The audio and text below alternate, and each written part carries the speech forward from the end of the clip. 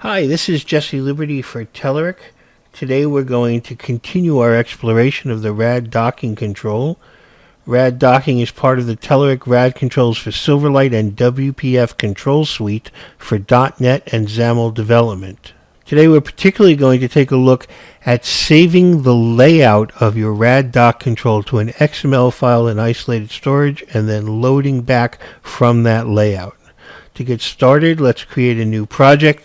We'll call it raddocking.saveload, accept it as a Silverlight 5 application, and as we have previously, include a reference for docking, which will include the dependent references. We're going to get started by dropping in a large dockable control layout that will give us a good deal to work with in our application. You can see that this consists of multiple parts. We have a panel group that will be on the left, a panel group that will be on the right, and a panel group that will be on top. The panel group that's on the right actually has built into it a tree view control. Let's look at this whole thing when it's running.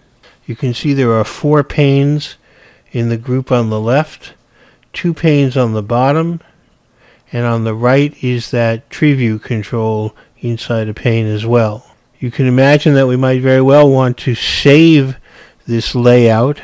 To do that, let's return to the XAML and come down to the first pane in our collection. Within that pane, we're going to find a property of RAD docking called serialization tag, and we will assign a unique serialization tag to that first pane.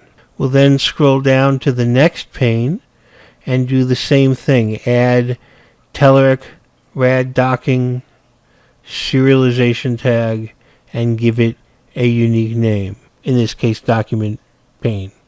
We're going to do the same thing for all of the panes so that when we are done, every pane has an individual serialization tag that is unique. Let's save that and go over to the code behind file, where we will add a private method, save layout. Examining this method, we see that we're using isolated storage and that what we're doing is calling the save layout method on the RAD docking control, passing in the isolated storage stream, and then retrieving XML as a string. Let's come back to the XAML. We need a way to set the save going. Normally we would do that when we're leaving the page or tombstoning the page, etc. What we'll do is we'll add 2 rows to our grid, place our entire structure into grid row 1, thereby reserving grid row 0, whose height is automatic, which means it will size to the size of the control we put there, and the control we're going to put there is a button marked save, and we'll add a click event handler for the button.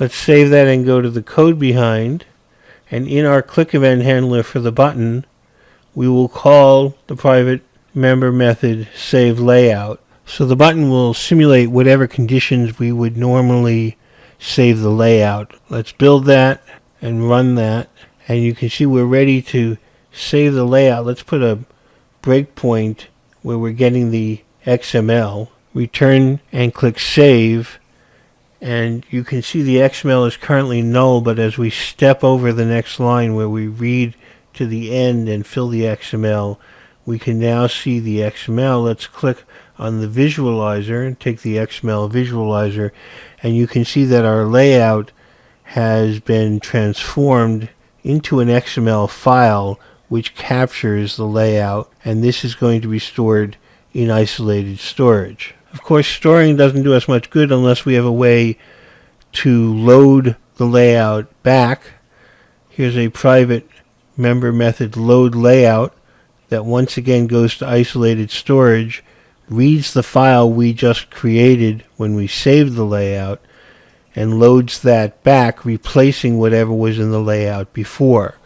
Let's go to the XAML where we have one button, and we'll put in a stack panel with an orientation of horizontal, and that will allow us to have two buttons in the first row.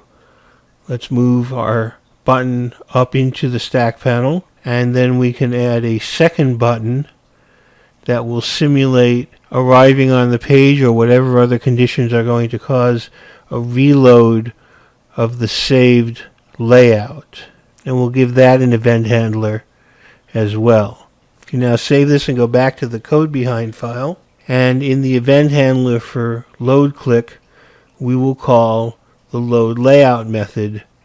And so we will then be loading the layout that was saved. Let's run this. The first thing we're going to do is save the current layout.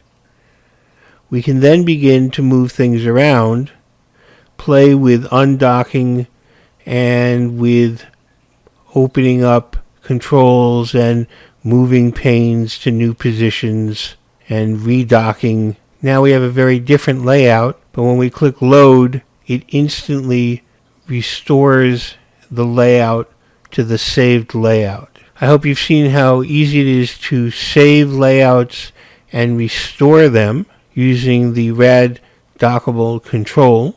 For Telerik, this is Jesse Liberty. Thank you for joining me, and I hope to speak with you again very soon